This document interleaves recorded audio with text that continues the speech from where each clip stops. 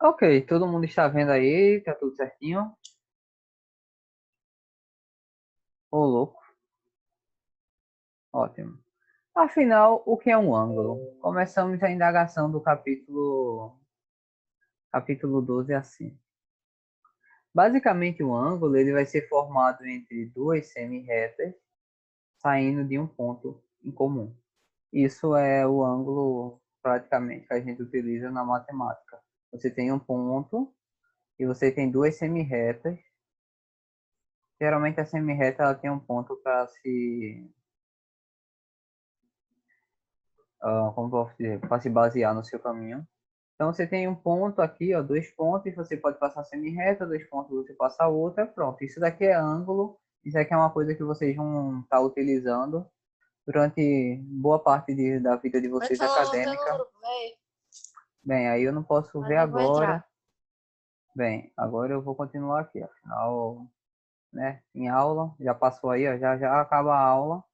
Eu não posso parar não para estar olhando não. Quer dizer, o link está lá, então só depois. Então, foi o que eu disse para vocês, certo? A questão das semi-retas. E, basicamente, as semi-retas são os lados, certo? Elas partem do vértice do ângulo. Então, esses são os elementos. As semi-retas são os lados do ângulo e aonde elas partem é o vértice do ângulo, tá? Justamente dessa forma. Lembrando, uma anotação muito boa para ângulo que geralmente é utilizada são em relação aos pontos, tá? Então, ó, A, O, B. Mas depois a gente descobre também que vai ter o valor desse arco aqui, ó, quando a gente estiver trabalhando com circunferência, a gente vê que esse pedaço aqui, que é um arco, a gente vai também ter um valor para ele e talvez essa notação entre em desuso. Mas as duas notações são bem usadas, tá? Tanto essa com os pontos, quanto essa daqui com o valor que fica aqui no meio, tá? Olá, Pedro, atrasada, só para lembrar mesmo. Voltando. Então, basicamente, a gente pode nomear o ângulo com essas três letras, tá? Isso aqui é meio que só uma forma mais direta do que a gente acabou de falar. Então, eu só vou passar mesmo. Tá? A gente vai utilizar os pontos que tem no ângulo e a gente pode nomear ele. Ou a gente pode nomear utilizando a medida dele, que é essa parte aqui. Como eu já disse para vocês, as duas são bem utilizadas, então as duas são bem importantes.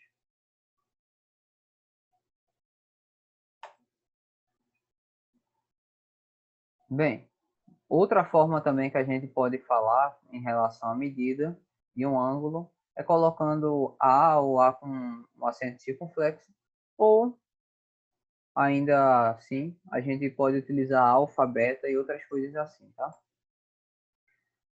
Basicamente, os ângulos eles estão correspondentes em quase tudo que a gente tem. Basicamente, dá para fazer analogia em praticamente tudo que existe. É só você, qualquer coisa que você relacionar que tenha dois lados, você consegue um ângulo. Sim. Então é algo bem simples de você achar no seu dia a dia. Por exemplo, o ângulo de um relógio. É bem simples, é o mais básico possível. Isso daqui forma um ângulo, quase de 90 graus. Quer dizer, aqui ele fala que é 90 graus, né? Claramente isso não é 90 graus, mas tudo bem. A imagem é um pouco falha.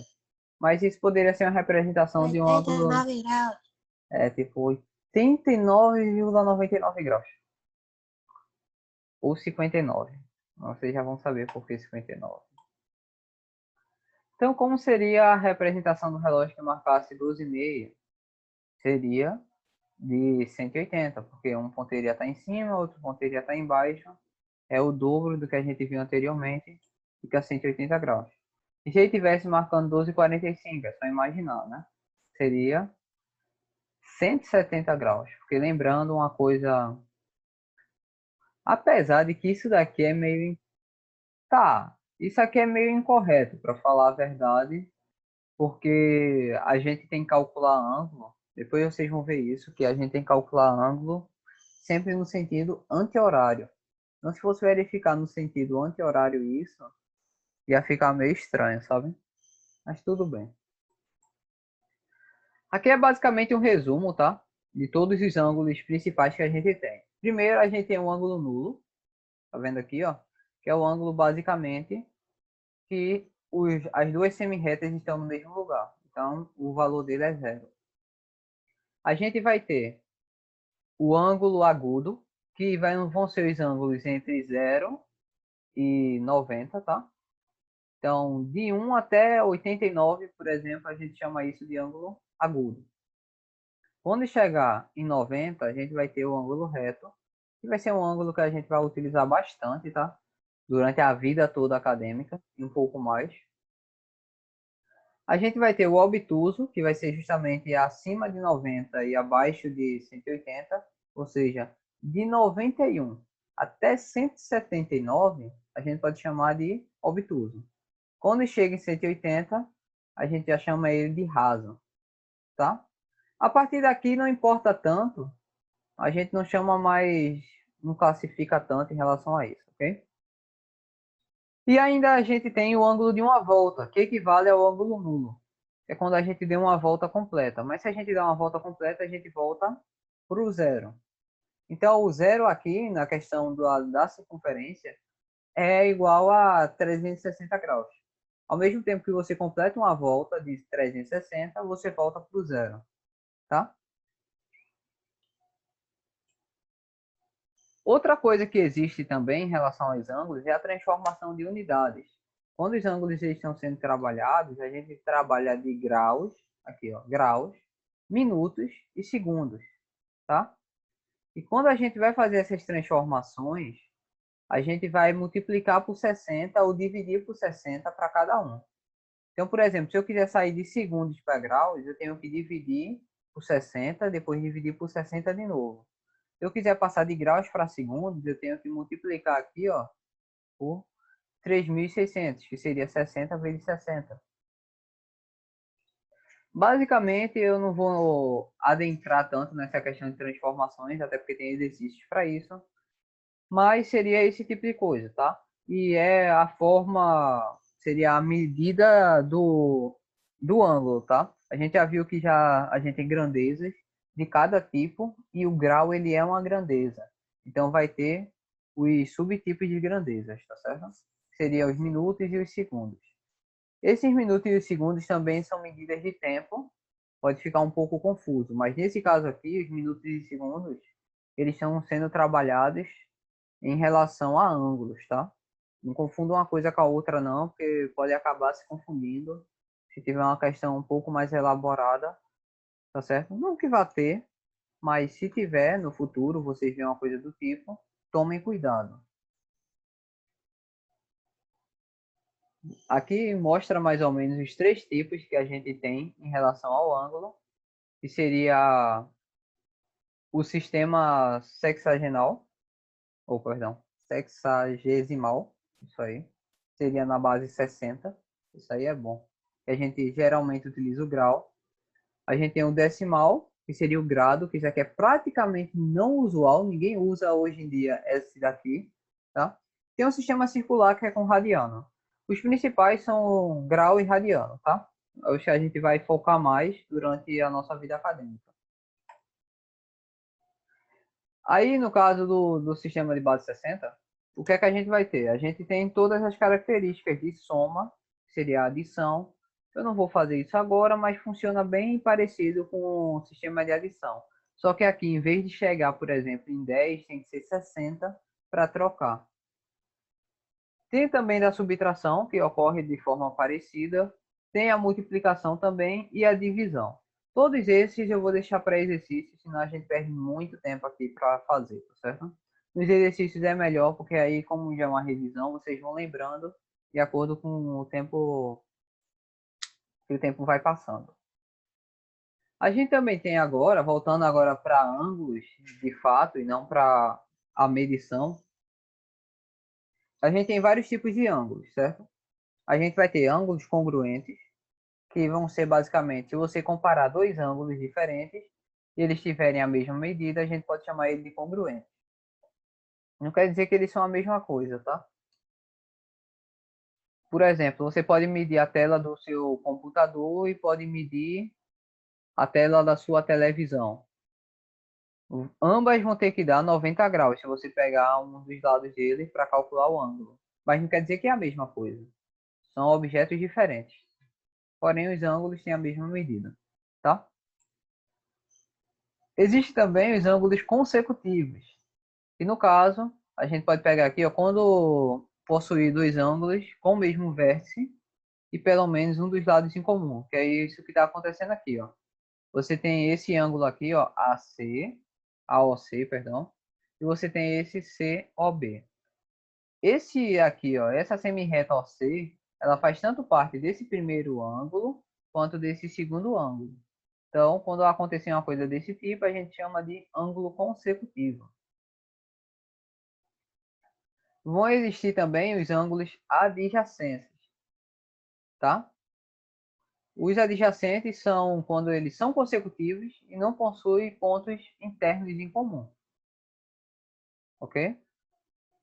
É basicamente isso. Eu não vou entrar tanto assim, mas seria uma coisa mais ou menos desse tipo aqui, ó, tá? Então, olha, a gente pega aqui COB, tá vendo? E AOB, certo? Se você pegar esses dois, vocês vão ver que eles têm coisas internas em comum. Então, isso é a classificação de adjacente, tá? Essas questões aqui é só para definição mesmo. Porque a questão de verificar se é adjacente ou não, não importa tanto. Não agora, né? Porque isso aí é só para... Essas definições são para provar outras definições. Por exemplo, aí isso vai ser útil especialmente na bissetriz de um ângulo. E se você verificar, a bissetriz ela vai dividir isso daqui em dois lados iguais. Ou seja, a bissetriz ela vai transformar aqui esses ângulos que vão ficar consecutivos em ângulos congruentes. É basicamente isso que ela faz. Por isso que a questão de ângulos consecutivos é importante. Para quando chegar na bissetriz ser um pouco mais fácil de entender. A bissetriz é basicamente o quê? Você tem esse ângulo aqui, ó, AOB, tá certo? E você vai passar uma semirreta no meio dele. Quando você passar essa semirreta no meio e ela acabar dividindo em dois ângulos que são iguais, ou seja, AOC é igual a COB. É justamente o que está aqui. A gente pode dizer que eles vão ser congruentes. Então, suas medidas são iguais. O que é que eu tenho aqui? Eu tenho aqui essa parte aqui, ó. Esse pedaço é igual a esse pedaço. Foi isso que eu fiz. Então, esses dois pedaços aqui são iguais. Então, isso significa que essa reta aqui, ó, essa semi-reta, perdão, ela é uma bissetriz, tá? Que ela fez a função dela. Ela dividiu ângulos em partes iguais. A gente também vai ter as retas perpendiculares. E as retas perpendiculares é quando você pega duas retas, elas formam ângulos de 90 graus. Então, quando você pegar duas retas e ela formar pelo menos um ângulo de 90 graus, automaticamente ela é perpendicular. E essa daqui seria a forma de nomenclatura, tá? É como se fosse esse Tzinho de cabeça para baixo, que é a forma de mostrar que é perpendicular, ok? Então, obviamente, M vai ser perpendicular a N, e o contrário também vai acontecer. N vai ser perpendicular a M. Se um deles acontece, o outro também acontece com toda certeza absoluta. A gente também vai ter os ângulos complementares. Isso daqui é mais uma vez a noção de ângulos adjacentes e ângulos consecutivos, ok? Esse aqui seria mais para ângulos adjacentes. E a gente tem o seguinte, se você tiver um ângulo A, certo? Um A qualquer, ó, você tem esse ângulo aqui. Se você pegar e somar ele com B e der 90 graus, significa que B é complemento. Então, olha, se A mais B for 90, então B é complemento de A e A é complemento de B, tá certo? Então, por exemplo, se eu digo que eu tenho 47, certo? Um ângulo de 47 graus, e eu quero o complemento dele, o que é que eu vou fazer? Eu vou achar o ângulo que somado com 47 dá 90. E a melhor forma de fazer isso, você pega 90 e subtrai por 47. O resultado disso aqui, com certeza, vai dar o complementar. Tem exercícios que pedem esse tipo de coisa, então eu não vou estar tão preocupado não com esse tipo de resolução. Afinal, a gente tem bastante coisa para fazer em relação a exercícios. Por isso que eu estou tentando focar o mais rápido possível. Amanhã já vai sair a lista de vocês, inclusive, tá? Ou hoje ainda. Se eu pegar ânimo agora, eu posso fazer ainda hoje e entregar para vocês. Que amanhã a gente já começa com tudo. Ah, filha, a próxima semana já é prova. Prova de vocês é quarta-feira, pô. Vocês não sabem? Mas é a última prova. A pessoa respirando uma prova de amanhã. Ou, na verdade, sobrou mais um tempo para os testes. Eu vou verificar direitinho as nossas datas, tá? Porque eu acho que seria na próxima semana, sim. Eu tenho quase certeza que é, porque a próxima semana já é a última semana de dezembro. Então não faz muito sentido. A próxima semana não, né? Tem essa semana. A próxima seria das últimas provas. E depois seria o quê? Natal. Já esses últimos dias aí do calendário já são dias de final de ano. Continuando, a gente também vai ter os ângulos suplementares, que seria basicamente a mesma coisa do complementar em relação a você querer completar uma quantidade. Só que a diferença aqui é você completar um ângulo raso, ou seja, um ângulo de 180. Então, por exemplo, agora pega esse ângulo A que a gente está trabalhando e você pega um B, que quando você soma A mais B dá 180. Significa o quê? Que A vai ser complementar, ou perdão, A vai ser suplementar de B e B vai ser suplementar de A. Por exemplo, se eu pegar 110, o ângulo de 110, e eu quero saber o suplementar dele, o suplementar dele vai ser 70, porque 110 mais 70 dá 180, tá? Então, basicamente é isso. A gente também tem os ângulos opostos pelo vértice, que isso aí é outra classificação, tá? Que basicamente é o seguinte: se você pegar duas retas, tá vendo? Isso é uma reta, isso aqui é outra reta. Quando elas se cortam, ela dá essa propriedade, que esse ângulo que tiver desse lado aqui, ó, oposto a esse, eles vão ser iguais. E esse daqui vai ser igual a esse daqui também. Então, sempre que você tiver uma reta e você for verificar os ângulos opostos dela, uma reta não, perdão, duas retas se tocando em um ponto, ou seja, se intersectando, os ângulos opostos pelo vértice dela, esse aqui é o vértice, tá? É o que está no meio, justamente isso aqui. Então, os ângulos opostos pelo vértice sempre vão ser congruentes. É basicamente essa coisa. E olha, finalizamos mais um capítulo 12 concluído. Concluído. Com sucesso, pessoal. Vamos agora para o capítulo 13.